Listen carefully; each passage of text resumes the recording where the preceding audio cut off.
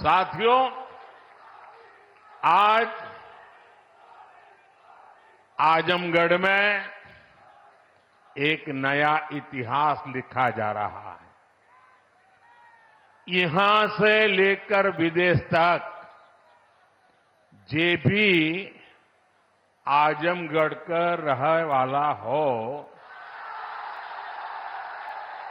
सबके आज बहुत खुशी मिलत हुई।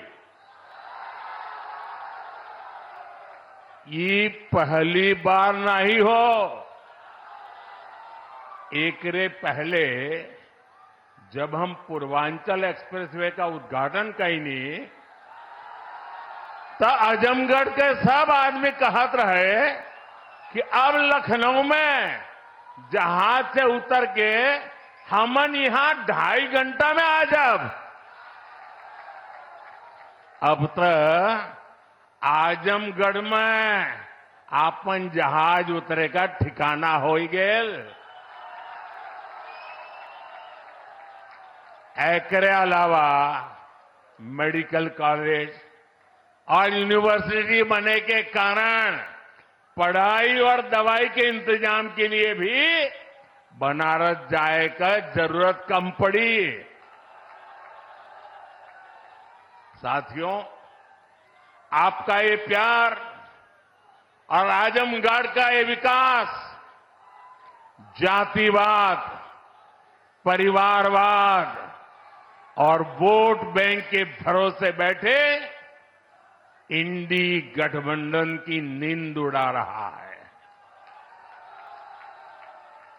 पूर्वांचल ने दशकों तक जातिवाद और तुष्टीकरण की राजनीति देखी है और पिछले 10 वर्षों में ये क्षेत्र विकास की राजनीति भी देख रहा है और 7 साल से योगी जी के नेतृत्व में उसे और गति मिली है।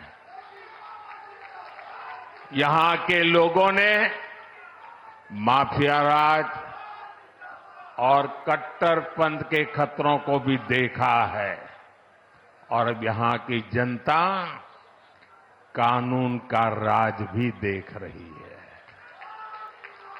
आज यूपी में अलीगढ़, मुरादाबाद, चित्रकूट और श्रावस्ती में जैसे जिन शहरों को नए एयरपोर्ट टर्मिनल्स मिले हैं, उन्हें कभी यूपी का छोटा और पिछड़ा शहर कहा जाता था।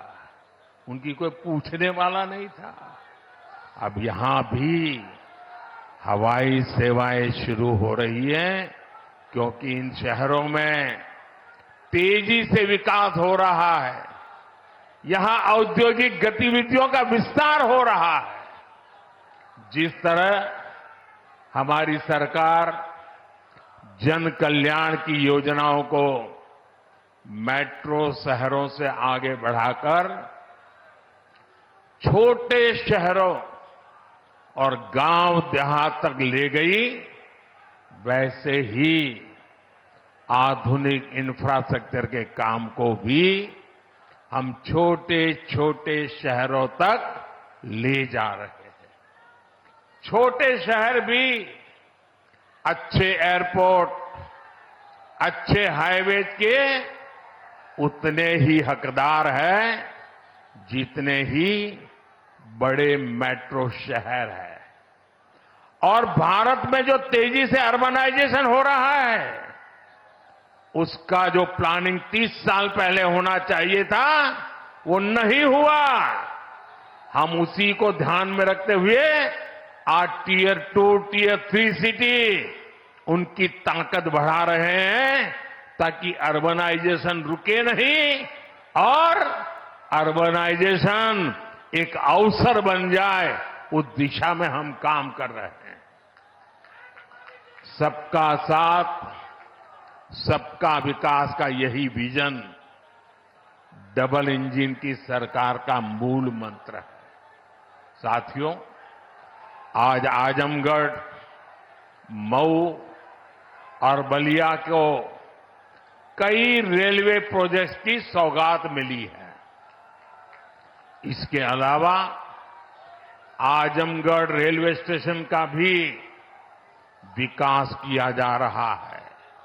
सीतापुर, शाहजहांपुर, गाजीपुर, प्रयागराज, आजमगढ़ और कई दूसरे जिलों से जुड़ी रेल परियोजनाओं का लोकार्पण और शिलान्यास भी हुआ है। प्रयागराज रायबरेली, प्रयागराज चकेरी और शामली पानीपत समेत कई हाईवेज का लोकार्पण शिलान्यास भी अभी अभी मैंने किया है। प्रधानमंत्री ग्राम सड़क योजना के तहत 5000 किलोमीटर से ज्यादा सड़कों का लोकार्पण हुआ है। ये बढ़ती हुई कनेक्टिविटी पूर्वांचल के किसानों के लिए, यहां के नौजवानों और उद्यमियों के लिए एक सुनहरा भविष्य लिखने जा रही है। साथियों, हमारी सरकार की प्राथमिकता है कि किसानों को उनकी उपज का सही दाम मिले। आज पहले की तुलना में कई गुना बढ़ी हुई एमएसपी दी जा रही है। गन्ना किसानों के लिए भी इस साल लाभकारी मूल्य में 8% की वृद्धि की गई है। अब गन्ने का लाभकारी मूल्य 315 रुपये से बढ़कर 340 रुपये प्रति क्विंटल हो गया है। आजमगढ़ तो गन्ना बेल्ट में गिना जाता है। आप लोगों को याद है ना कि कैसे इसी उत्तर प्रदेश में जो सरकार चलाते थे ना, वो गन्ना किसानों को कैसे तरसाते थे, कैसे रुलाते थे। उनका पैसा ही तरसा तरसा कर दिया जाता था और कभी कभी तो मिलता भी नहीं था। ये भाजपा की सरकार है जिसने गन्ना किसानों का हजारों करोड़ का बकाया खत्म कराया है। आज गन्ना किसानों को सही समय पर गन्ने का मूल्य मिल रहा है। गन्ना किसानों की मदद के लिए सरकार ने और भी नए क्षेत्रों पर बल दिया है। पेट्रोल में मिलाने के लिए गन्ने से इथेनॉल बनाया जा रहा है। में जो पराली है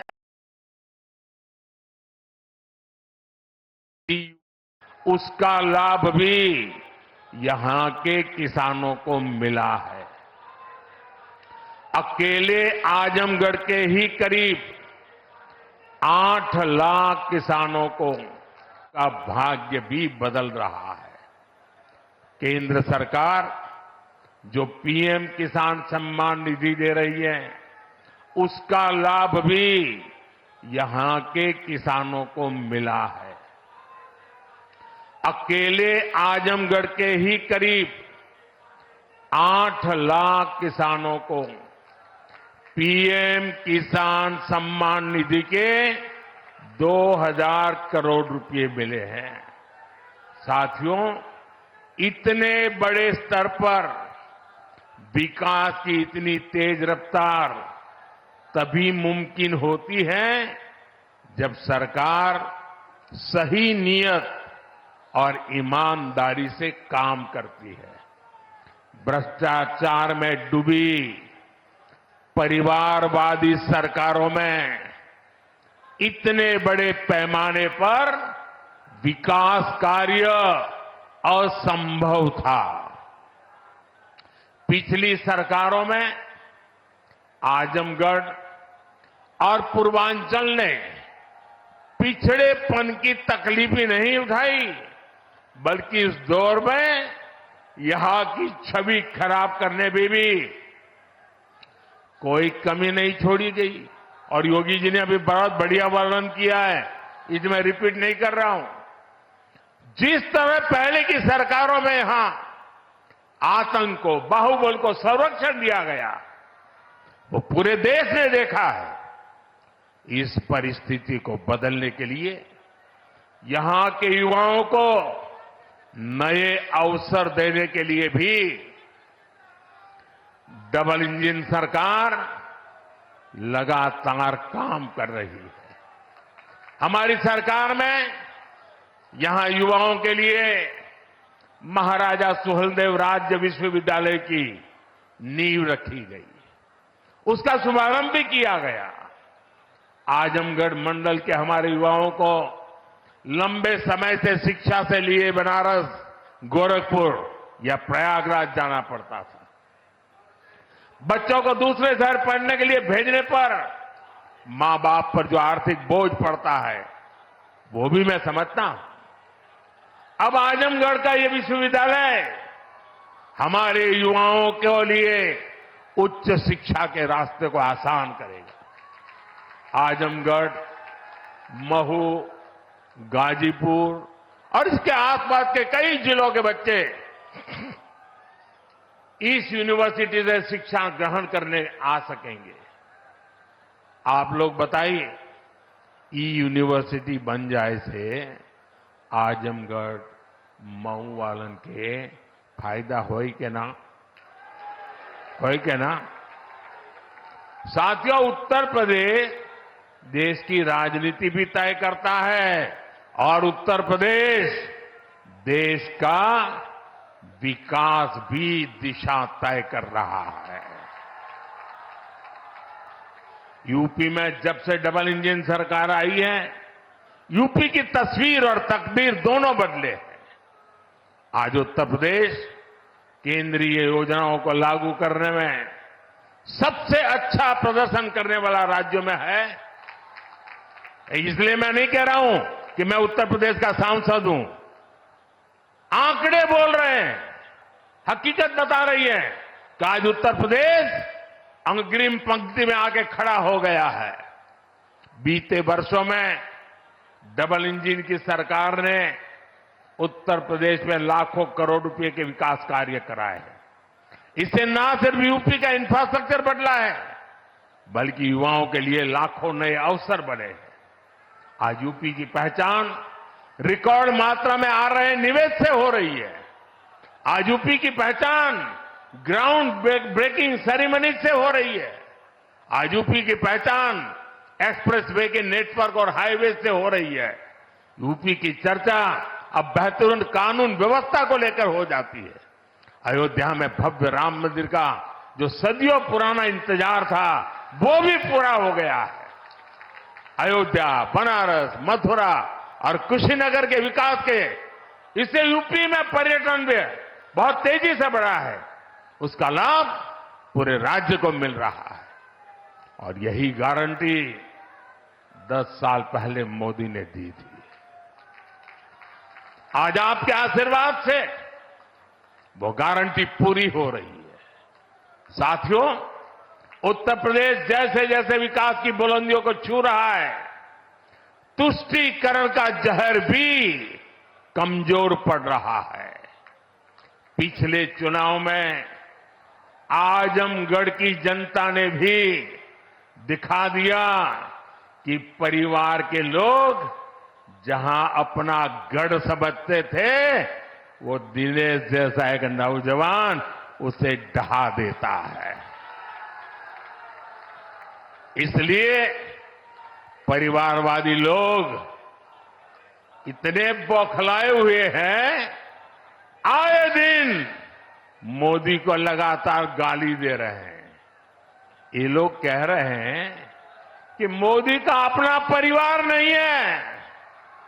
ये लोग भूल जाते हैं कि मोदी का परिवार देश की 140 करोड़ की जनता, ये मोदी का परिवार है। और इसलिए आज हिंदुस्तान के हर कोने से आवाज हो रही है, हर कोई कह रहा है, मैं हूं, मैं हूं, मैं हूं, मैं हूं।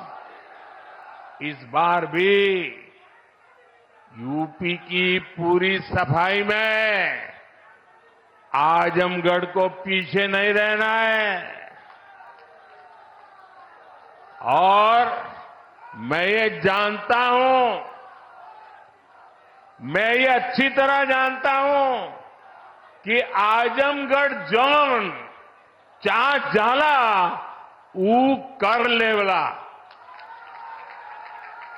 इसलिए मैं इस धरती से यही आह्वान करता हूं, जो देश कह रहा है, जो उत्तर प्रदेश कह रहा है, जो आजमगढ़ कह रहा है, उसी का मैं आह्वान करता हूं, अब की बार 400 पार, अब की बार, अब की बार, अब की बार, अब की बार आज के विकास कार्यों के लिए सभी क्षेत्रों के लोगों को मेरी ढेर सारी शुभकामनाएं हैं। इतने सारे विकास कार्य आजमगढ़ के इतिहास की पहली घटना है। ये विकास का उत्सव है। मैं आप लोगों से एक आग्रह करता हूं, मेरी बात मानोगे? सब लोग जरा पूरे आवाज से बताइए तो मैं बताऊं। मेरी बात मानोगे? करोगे? अच्छा, ऐसा करते हैं, पहले अपना मोबाइल फोन बाहर निकालिए। मोबाइल फोन बाहर निकाल करके उसकी फ्लैश लाइट चालू कीजिए। सबके सब अपने मोबाइल की फ्लैश लाइट चालू करें। इधर मंच वाले भी करें अगर मोबाइल फोन रखते हैं तो। सबके सब अपने मोबाइल फोन की फ्लैश लाइट चालू कीजिए। देखिए, ये विकास का उत्सव है। ये है विकास का उत्सव। ये है विकसित भारत का संकल्प।